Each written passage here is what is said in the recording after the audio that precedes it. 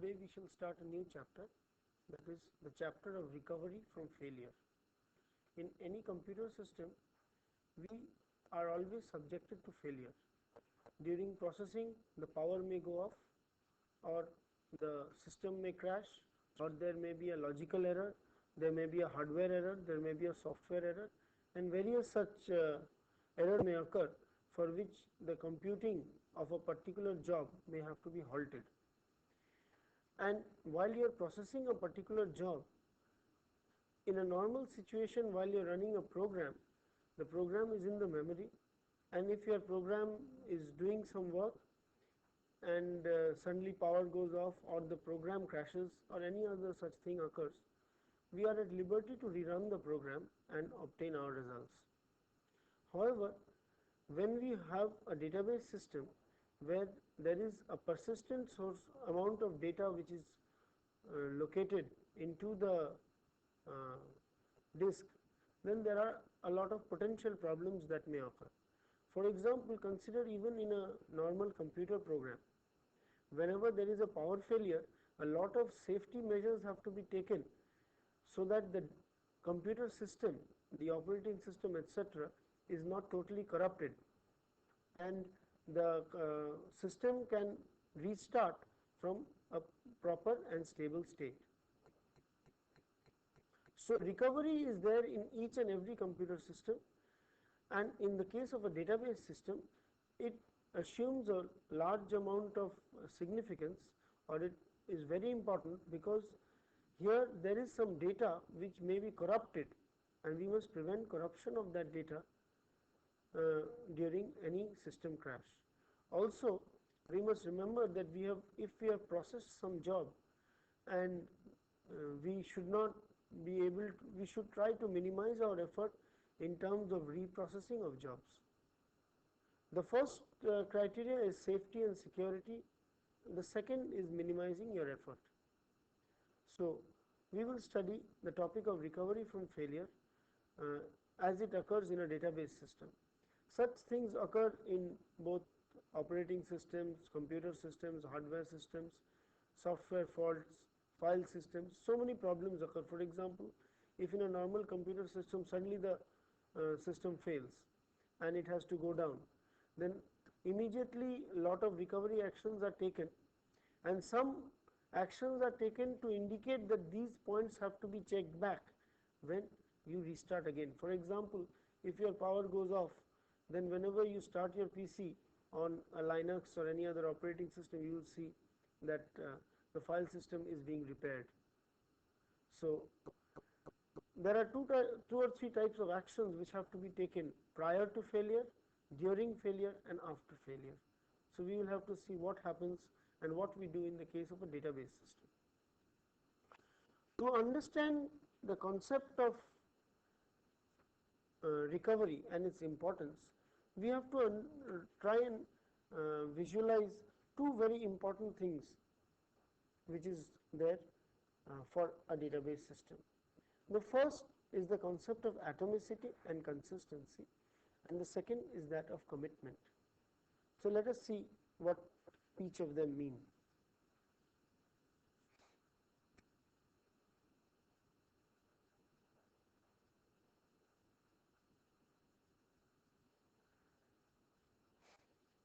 Suppose we are working on a library system and we are doing issue of a book or a return of a book, and when we return a book, maybe we have got to update it in two places. One is one table we have to update where the book information is there, and whether the book is currently available in the library or not. Suppose that is an information which has to be put. In one table we have to put in the date of return,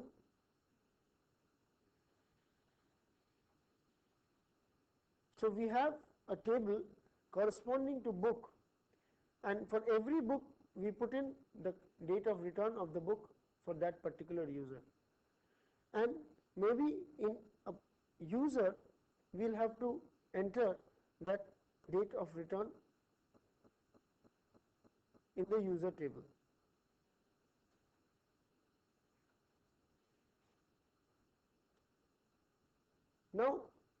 if these two places we have to do an operation, then whenever we return a book, we have to write in two places. Now, what is meant by atomicity? An operation is said to be atomic if it can be executed only totally. It should not be partially executed.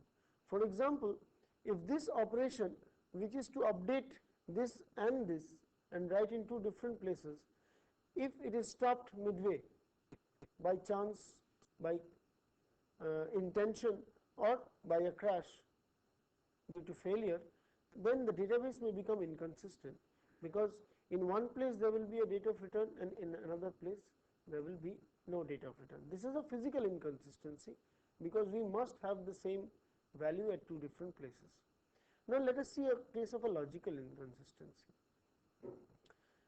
The example which is often cited in the case of a logical inconsistency is that you are trying to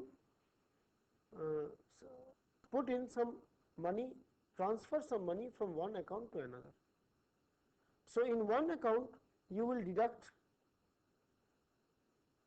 X amount, and in one account you will credit that same X amount, and this whole, these two things, you will have to update one field in account number X, and you will have to update another field in account A. A variable A will have to be updated in one table, and maybe an attribute B will have to be updated in another table. This will have to be added by X, and this will have to be subtracted by X. And this is a logical consistency, in the sense that if you do only one of them, then the operation is not properly or completely done. And if a failure occurs before this operation or after this operation, I am not bothered, because I am not so much bothered, because the database will not be inconsistent. But if a crash occurs here in between these two, then there is a possibility that the database will be inconsistent, because maybe here there was 1000 initially and B was 500 and X is say 30, then either you will have 1500 which is prior to both the operations, or you will have 970 and 530 which is after both the operations. If a crash occurs in between here, you may land up with a situation 970 and 500 which is an inconsistent situation. In a database design, we try to avoid this sort of inconsistency, in the sense that we try to have an attribute in only one place, a unique attribute. We do not try to write and update a value in more than one place. We normalize it so that if you update in one place, you do not have to update in 50 other places. But this sort of inconsistency cannot be immediately removed. This sort of consistency has to be kept. It cannot be removed by normalization.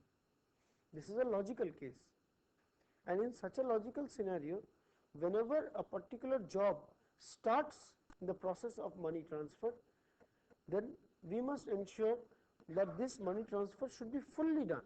If this money transfer is halted midway, then the database may become inconsistent. So, the concept of atomicity is that a job is said to be atomic if it has to be done fully, so that the database remains consistent. It cannot be partially done and then the control will be handed over to somebody else.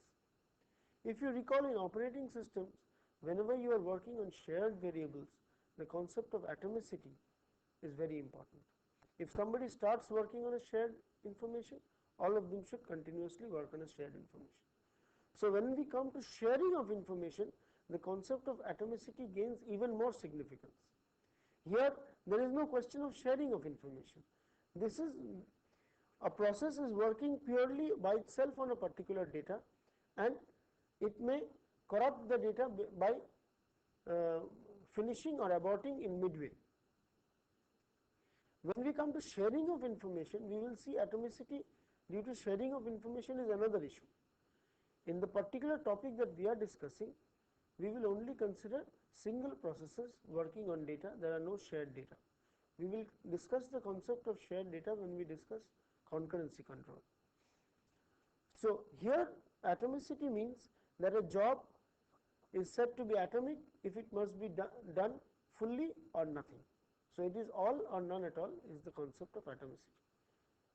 And we must, whenever we are considering the possibility of a failure, we must ensure that jobs which are atomic are either fully done, or if they are partially done, then their effect has to be undone.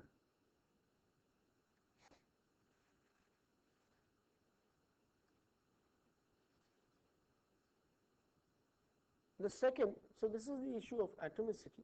The second is the issue of commitment. The issue of commitment is like this. Suppose you are going to purchase a railway ticket in a railway reservation counter, and the program which is doing the railway ticket job, it works like this. It gives you a ticket, your ticket is given to you, and then it updates the database.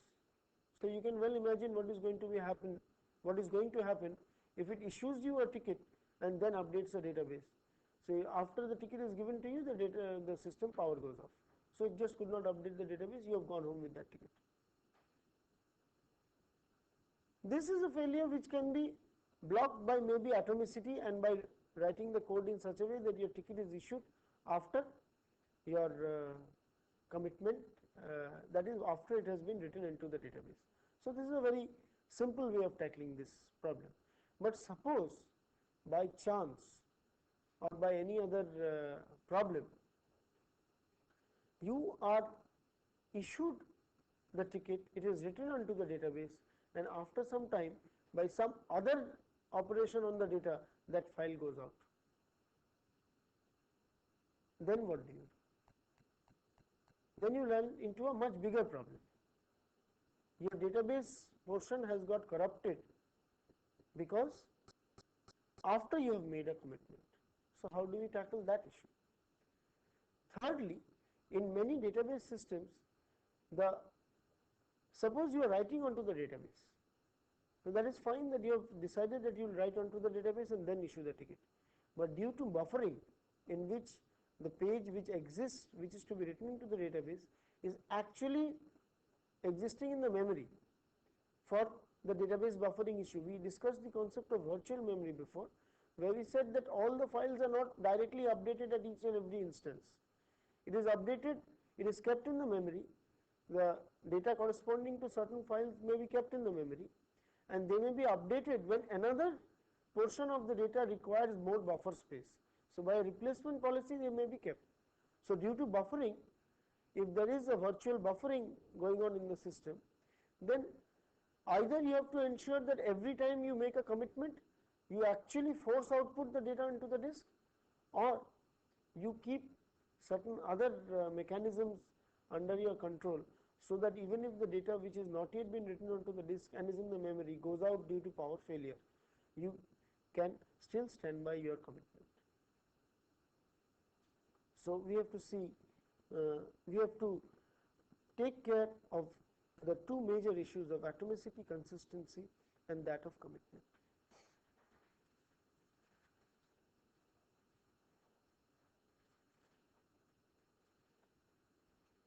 And in every case of fighting against failure, we have got two things to do. One is precautionary measures, action taken during normal processing to ensure retaining of sufficient information for recovery. That is, in the simple case, when the power goes off, you mark that your file system has to be cleared and cleaned as soon as the system boots up again. So, actions that have to be taken not only during crash, but actions that may have to be taken during the normal process of activity. You maintain some information saying that, oh, I have done this information, I have done this, and keep it in a separate place. And finally, obviously, you have to take recovery action after failure. So, these are two types of things which have to be done. One is action taken during normal processing, so that you can recover after failure, and then how do you use this information to actually recover after failure.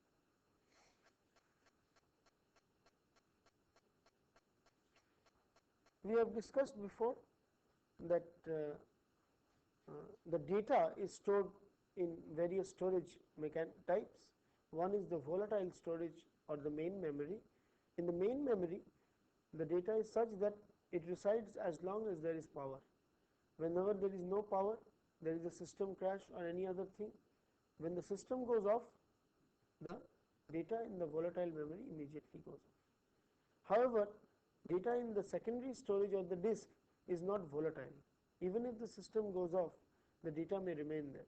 So, whereas this is the corresponds to the main store, the cache and the other type of storage elements, this corresponds to the secondary store.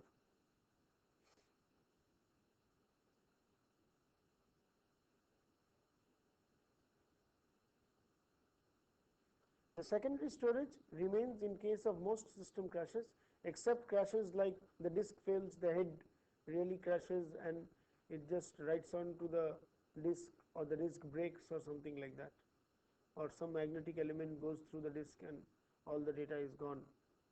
So, some vague things may occur for which the non-volatile storage itself may become corrupted, data in the non-volatile storage may become corrupted.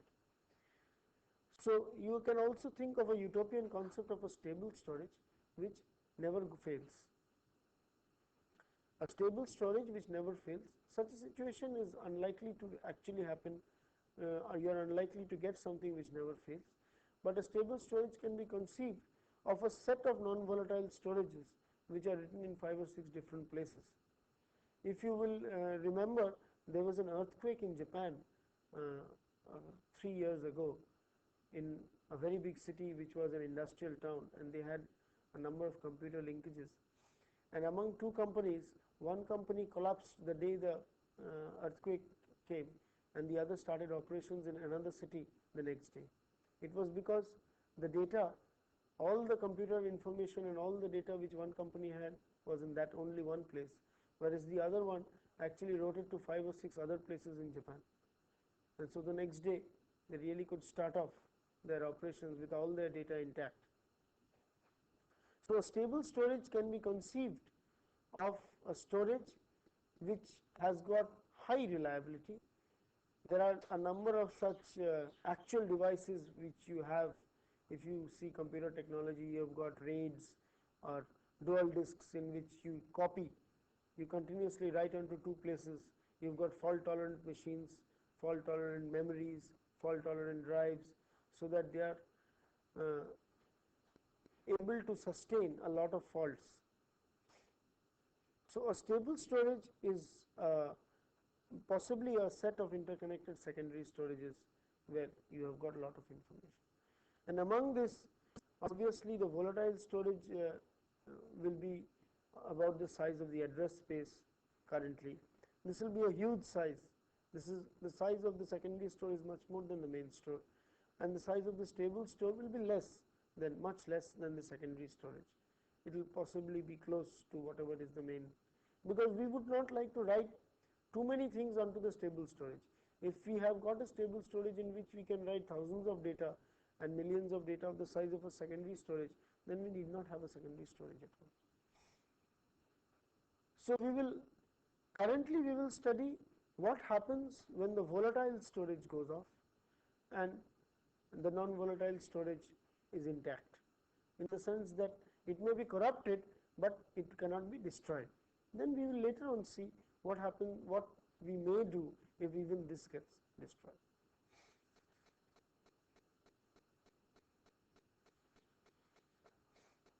As we have discussed before, there are several types of errors that can occur. This is a logical error, a program floating point exception and things like that, in which the program crashes because of a logical error, and immediately when the program crashes or there is a logical error, the data corresponding to the program in the main memory aborts and the program aborts and there is nothing available. There may be system crashes, the bus may go faulty or the hardware may go wrong, and or even the software errors may occur. And there can be other types of crashes like power failure, which we call system crashes. These are system errors due to system software, and we may have crashes like power failure, and we can have what we call a disk crash, in which the disk itself gets destroyed. For the time being, we will bother about the first three, and the first three are the ones which cause the main storage to be completely wiped out, whereas the disk storage is maintained.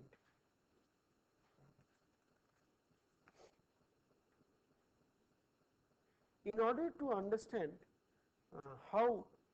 what is the actual sort of inconsistency that can occur, we must try to see how data transfer takes place from disk to main memory.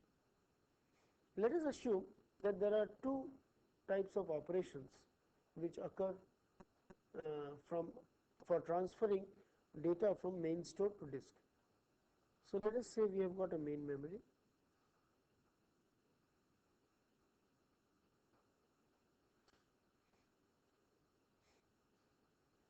and we have got the disk.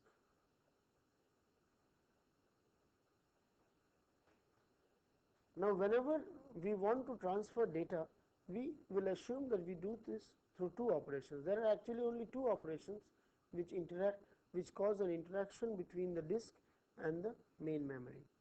The first is the input operation. The input operation, when I say input x, all right, and then I will say input output x. X is a variable. X is a variable which will exist as a record, as a field of a record, or whatever. Now, input x transfers the block, because it is a block transfer from the disk. You can only get a block. When you write input x, then there will be a block in the storage, in the secondary store, corresponding to the place where x exists, and that whole block will be brought and written onto the buffer area of the main memory. So, that is the input function. And there is the output function.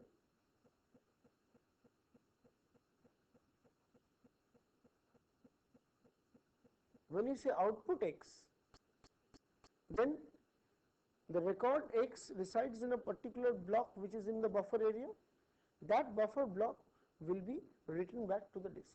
So, let us assume that we have got two operations: input x, which brings, that is, which reads the block containing the variable x from the disk to the main memory, and output x, which writes the block, the buffer block corresponding to the variable x. The full block is written back into the hard disk. So, these are the two operations which will be used by the system internally to communicate between the main memory and the store. The user will not perform these two operations. These we will assume to be system operations or operations of the core file system. The file system and the kernel will only perform these operations.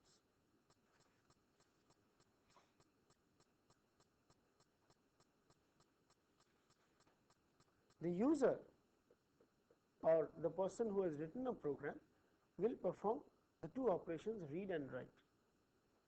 There will be two operations, read operation and write operation. The read operation will say read the variable or the record or the field x which resides in the disk into a variable xi. The action corresponding to read will be, if the record or the field or the value x is not already in the buffer area of the main store, then input x, and then assign xi to x. The write operation is, if x is not in the main store, if it is in the main store, then x is assigned xi. If it is not in the main store, then bring it to the main store and then write x assigned xi. So, you will see that the read and the write operations will be performed using the input operations only. When you have to read, if it is not in the if it is in the main store, you will just read it from the memory. Otherwise, you will take the record, the whole block corresponding to the record, and read it into the memory from the disk, and then read it from the memory.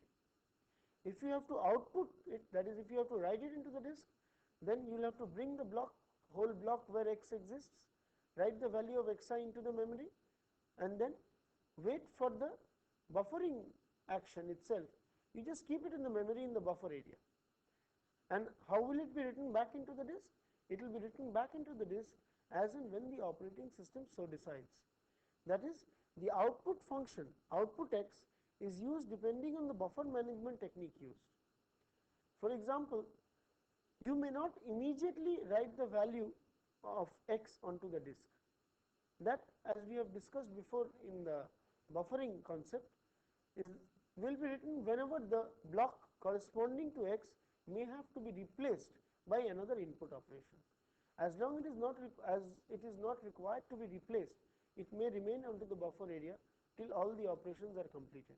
When all the operations are completed for a particular total database, maybe then at the end of the session all the blocks may be written.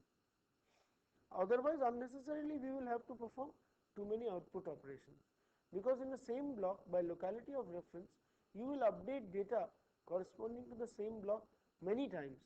So, if you start doing output operations after each write operation, then you may be wasting a lot of time just doing IO access. To prevent that, the whole concept of buffer management and buffering is used, and therefore, the output function will be used depending on the style of buffer management, the block replacement strategy, and other strategies which are there. So, this is another key which we have to remember, and we have to remember this because of our principle of atomicity and our principle of commitment. We may commit, we may commit after saying that the write operation has been performed, but actually it still may not be there in the disk. And if the power goes off, we are in a soup, because we have already committed, we have done a job, but still it is not written onto the disk. So, we have to take care of deciding when to write onto the disk and when to do each and every operation.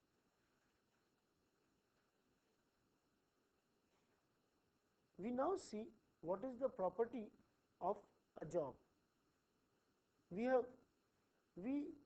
normally, whenever we may give a query which will just read from the database.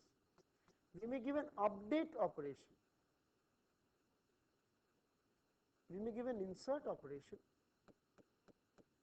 or we may give a delete operation. And any job will be a combination of a query, update, insert, or delete operation. Now, we have to define what we mean by an atomic job. The user who is writing a program will decide on the atomicity, because the user knows what is the logical completeness of a particular job. Secondly, we will not allow a job to do certain unnecessary things. For example, if we have got a task T which is updating the database, we can give an operation read x, xi,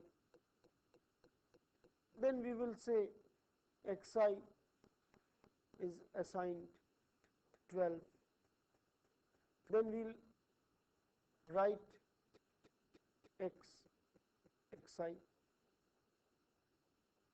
then again we may want to read, after doing something else, we may want to read x, xi, and again assign xi to some 15 and again write x, xi. Now, there is a lot of inconsistency in doing this. This is a sort of a bad programming. Firstly, you are accessing the disk too many times. You need not perform this write operation at all, because whatever you do, the value of which you are going to write is always available to you in the memory. You are going to read this back again and write this back again, and this is a cause of potential problems, because you have read this data, you will write it partially, and this is one whole atomic job. You will write it in between and again read it in the middle, and you may land up into a number of problems which not only arise due to failure, we shall see these are even more complicated by the case of concurrency.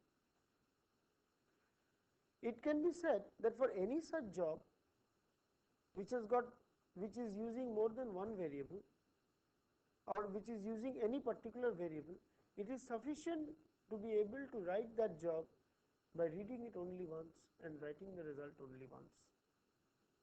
You can always do an equivalent job corresponding to this job by reading a particular variable only once and by writing that variable only once. You need not read and write it several times. So that makes the job not only simpler, it makes it easier for us to proceed with the analysis, and we will see later on, it reduces the overhead on recovery from failure because of simplifying a job like this. Such a job, an atomic job which has got a single read and a single write for any particular variable. If it uses 3 variables, then for each of the variables it can maximally read it once and maximally write it once. Such a job is called a transaction.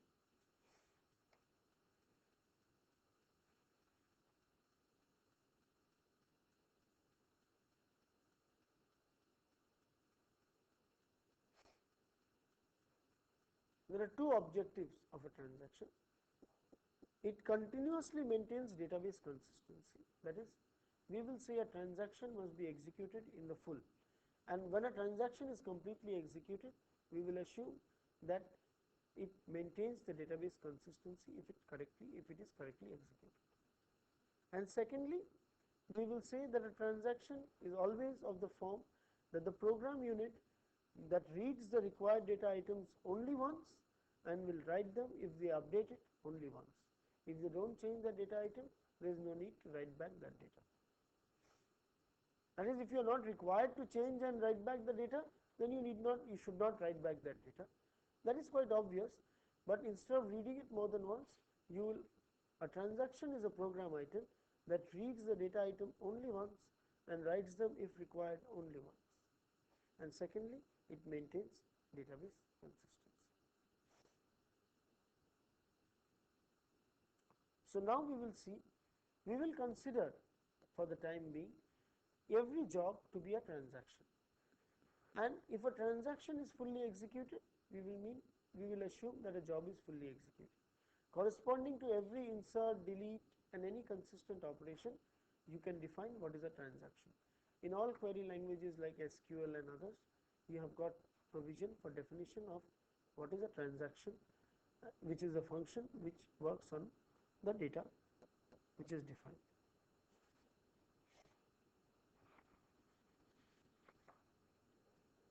This is the example of a transaction which really does a money transfer. Read the disk variable A into a memory variable A1. A1 is assigned A1 plus 50. Write the memory variable A1 to the disk variable A. Then read B into B1. B1 is assigned B1 minus 50. Write B B1. Even if this read and write for interchange, there would have been no problem. It would still be a transaction. You could as well read this, then update this, then update this, then update this, and then write the two. That would still be a transaction. A transaction just says that the job, according to the user, logically must maintain the database consistency, and for any one of the database variables, like A must be read only once and written only once, B is read only once and written only once.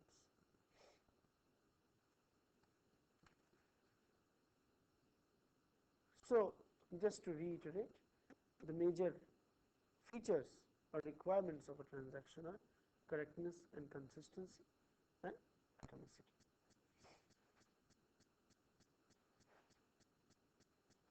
Now, in order to study failure, that is, a system will fail, we have seen what type of failures can occur.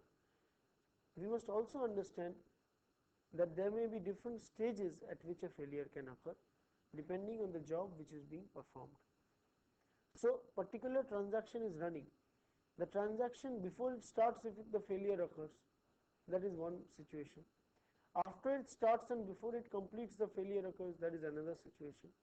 The transaction is completed, but all the output blocks are not written onto the disk. That is, the write operations have been performed, but their corresponding output operations have not been performed, and then a crash occurs. That is another situation in which a crash occurs. So, for every transaction, we should be able to identify when the crash occurs. For that, we need to define what are called the states of a transaction.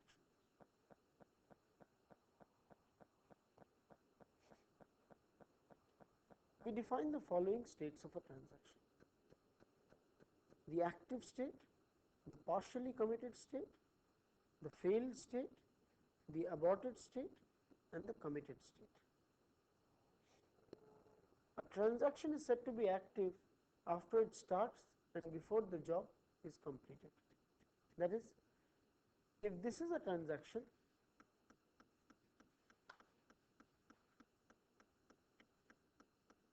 when the transaction starts, that is, the first statement of the transaction is being executed, and before the last statement has completed execution, the transaction is said to be in active state.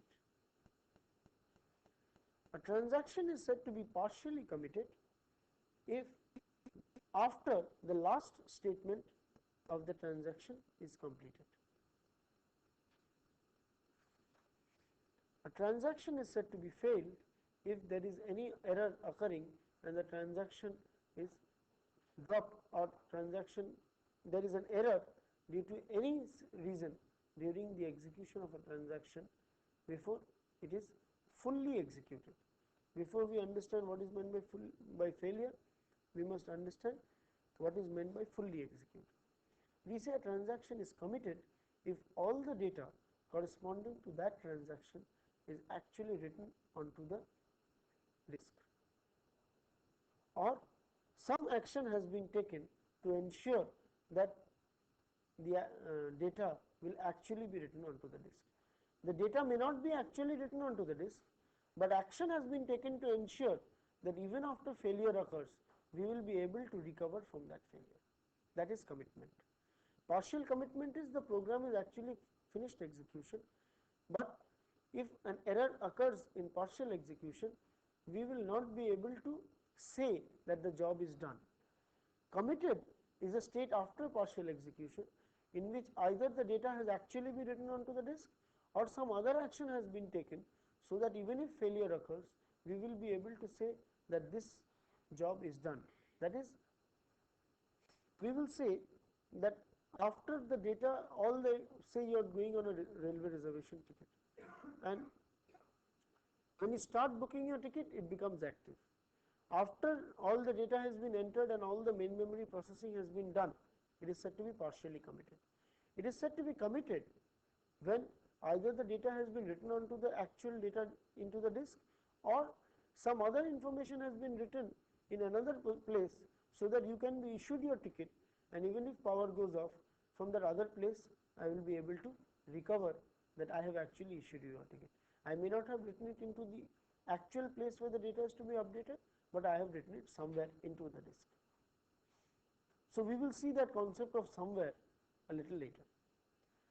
And if in between, before commitment, if the job is stopped due to some reason, it is said to be failed, and a job is said to be aborted if after failure you cannot go to any state other than restart the whole job. You just kill the job and restart. So, there are the following states of a transaction.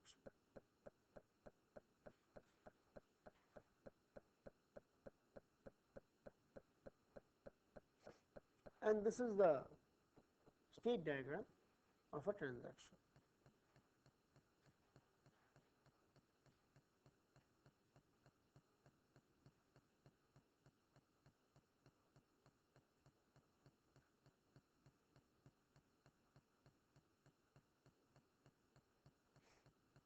It becomes very important to understand especially these three states. Here the failure has occurred, but here a crash or of any Failure may occur during active state, it may occur when it is partially committed, it may occur after it is committed, and the activities that will be taken for recovering from these three will be different.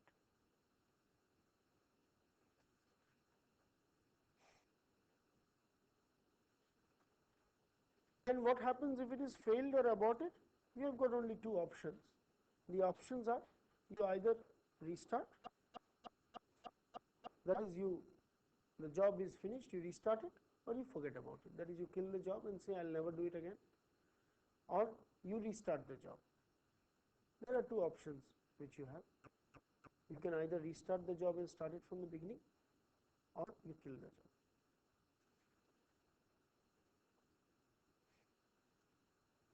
So, if it is active, partially committed or committed, and failure occurs, then we have to do something and then restart the job, that is, we have to recover, and after we recover from an aborted job, we will either we will have to recover and then restart. So, if it is active, we recover by some means, if it is partially committed, we recover by some means, and if it is committed, then we recover by some other means. So, now next we shall see how we proceed with the whole business of recovery. What is the technique which we shall use for recovering from failure at each of these states. For this, we will next study the log based method of recovery. That we will do in the next lecture.